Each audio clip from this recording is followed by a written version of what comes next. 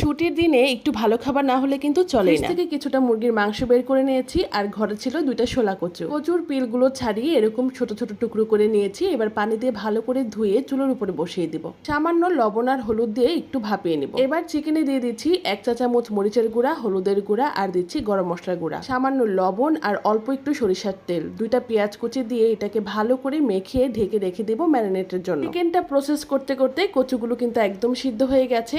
আর এদিকে শিলপাটায় আমি আদা, রসুন আর কাঁচামরিচ বেটে নিচ্ছি। সাথে দিয়ে দিচ্ছি অল্প একটু জিরা, এটাকেও ভালো করে বেটে নিচ্ছি। এবার কড়াইয়ে তেল গরম করে গরম মশলা দিয়ে দিচ্ছি আর ম্যারিনেট করে রাখা চিকেনটাকে দিয়ে একটু ভালো করে ভেজে নিচ্ছি। একটুক্ষণ ভাজার পরে বেটে রাখা মশলাটা দিয়ে আর একটু ভালো করে ভেজে নেব। পানি ছাড়া মুরগিটা ভালো করে কষে আসলে এখানে সিদ্ধ করে রাখা কচুগুলো দিয়ে দিচ্ছি। এরপর ঝোলের জন্য ফুটন্ত গরম পানি দিয়ে ঢেকে রান্না করে নেব কিছুক্ষণ। ব্যাস তৈরি হয়ে গেল আমার মুরগির মাংসের পাতলা ঝোল। আমার মতো কে কে মুরগির মাংস থেকে কচু খেয়েছেন অবশ্যই